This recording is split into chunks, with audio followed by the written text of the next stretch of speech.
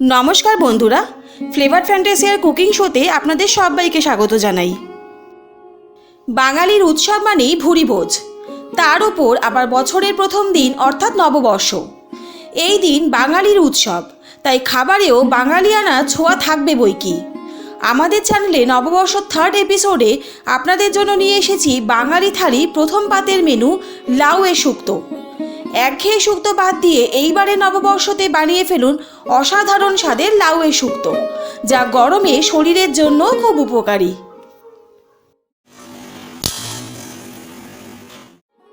লাউয়ের শুক্তো বানানোর জন্য আমি এখানে হাফ লাউ নিয়েছি আর লাউটাকে কুচো করে কেটে নিয়েছি। নিয়ে নিয়েছি ডালের বড়ি, এছাড়া লাগছে উচ্ছে আর উচ্ছেটাকে সরু করে কেটে নিয়েছি। নিয়ে নিয়েছি আদা আর আদাটাকে আমি এখানে থেতো করে নেব। লাগছে পরিমাণ মতো নুন, এছাড়া লাগছে পরিমাণ মতন চিনি, লাগছে 1 টিস্পুন রাঁধুনি, এছাড়া লাগবে 1 টিস্পুন কালো সর্ষে, আর সবশেষে নিয়ে নেব একটা তেজপাতা। লাউয়ের শুক্তো বানানোর জন্য প্রথমে কুচো করে কেটে রাখা লাউটাকে ভালো করে পরিষ্কার করে ধুয়ে আমি জলটা ঝরিয়ে রেখেছি। এবারে একটা কড়াই বসিয়ে পরিমাণ মতন সর্ষের তেল দিয়ে সর্ষের তেলটাকে ভালো করে গরম করে নিতে হবে। সর্ষের তেলটা ভালো করে গরম হয়ে গেলে গ্যাসের ফ্লেম লো করে আমি এখানে বড়িগুলো দিয়ে দিলাম। আমি এখানে প্রায় 8 থেকে 10টা বড়ি নিয়েছি। এবার বড়িগুলোকে হালকা ফ্লেমে আমি এপিট ওপিট করে লাল লাল করে ভেজে নেব। দেখুন বড়িগুলো ভাজা হয়ে গেছে। এবারে বড়িগুলোকে আমি কড়াই থেকে তুলে নিচ্ছি। এবারে ওই তেলের মধ্যেই আমি কেটে রাখা উচ্ছেগুলো দিয়ে দিচ্ছি। উচ্ছেগুলোকে এবারে হালকা লাল করে ভেজে নেব। উচ্ছেগুলোকে যদি একটু লাল করে ভাজা যায় তাহলে উচ্ছে তিতো ভাবটা অনেকটাই কমে যায়। এবারে আমি এর মধ্যে সামান্য একটু নুন দিয়ে দিলাম। আপনারা কিন্তু চাইলে নুনটা স্কিপও করতে পারেন, আর নুনটা দিলে অবশ্যই বুঝে দেবেন, কারণ পরে কিন্তু আবার নুন অ্যাড হবে। দেখুন উচ্ছেটা বেশ লাল করে ভাজা হয়ে গেছে। এবারে উচ্ছেগুলোকে আমি একটা পাত্রে তুলে নিচ্ছি। এবারে ওই তেলের মধ্যে দিয়ে দিচ্ছি 1 টিস্পুন কালো সর্ষে, দিয়ে দিচ্ছি 1 টিস্পুন রাঁধুনি, দিয়ে দিচ্ছি একটা তেজপাতা। এবারে দিয়ে দিলাম 1 টিস্পুন থেতো করে রাখা আদা। এবারে সব কিছু মশলাকে আমি 2 থেকে 3 মিনিটের জন্য কষিয়ে নিচ্ছি। আমি এখানে আদা থেতো করে ব্যবহার করেছি, আপনারা চাইলে কিন্তু আদা বাটাও এখানে ব্যবহার করতে পারেন।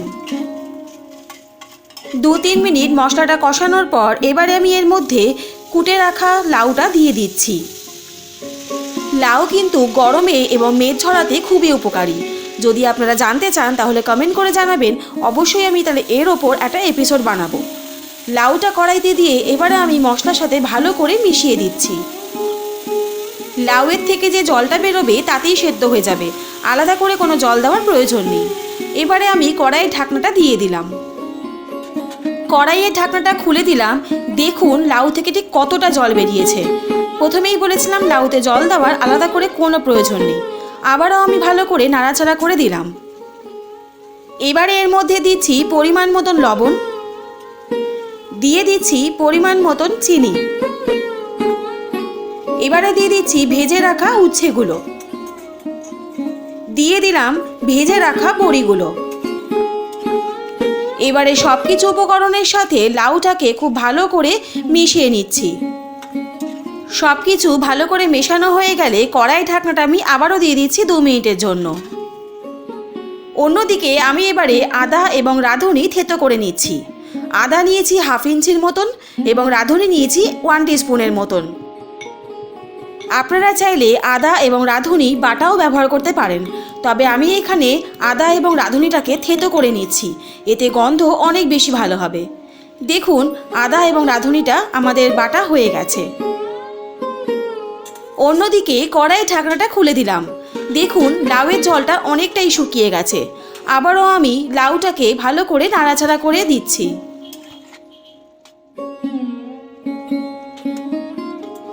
লাউয়ের জলটা ভালো করে শুকিয়ে গেলে এবারে আমি এর মধ্যে 1/2 বাটির মতন দুধ দিয়ে দিলাম। দিয়ে দিলাম থেতো করে রাখা আদা এবং রাঁধুনি। দিয়ে দিচ্ছি 2 চামচের মতন ঘি। দুধ, রাঁধুনি এবং আদা বাটা আর ঘি দিয়ে লাউটাকে আমি ভালো করে আবারও মিশিয়ে নিচ্ছি। দুধটা শুকানোর জন্য আমি 2 মিনিটের জন্য রান্না হতে দেব। দেখুন দুধটা অনেকটাই শুকিয়ে গেছে। আমাদের আজকের রেসিপি লাউ শুক্তো একদমই রেডি, শুধুমাত্র গরম গরম ভাতের সাথে পরিবেশনের অপেক্ষা। তাহলে এবারে নববর্ষতে প্রথম পাতে অবশ্যই এই লাউ শুক্তো রান্না করে সবাইকে তাক লাগিয়ে দিন। তাহলে আজকের রেসিপিটা আপনাদের কেমন লাগলো অবশ্যই কিন্তু কমেন্ট করে জানাবেন। আর নববর্ষতে স্পেশাল কী আপনারা রান্না দেখতে চান তাও কিন্তু কমেন্ট করে জানাতে পারেন। যদি আজকের এপিসোডটা ভালো লাগে তাহলে প্লিজ চ্যানেলটা লাইক, শেয়ার অ্যান্ড সাবস্ক্রাইব করতে ভুলবেন না। আর পাশে থাকা বেল আইকনটা অবশ্যই প্রেস করে দেবেন যাতে এরকম নিত্য নতুন রেসিপি আপনাদের কাছে সবার প্রথম চলে যায়। সবাই সুস্থ থাকুন, ভালো থাকুন। অনেক ধন্যবাদ পাশে থাকার জন্য।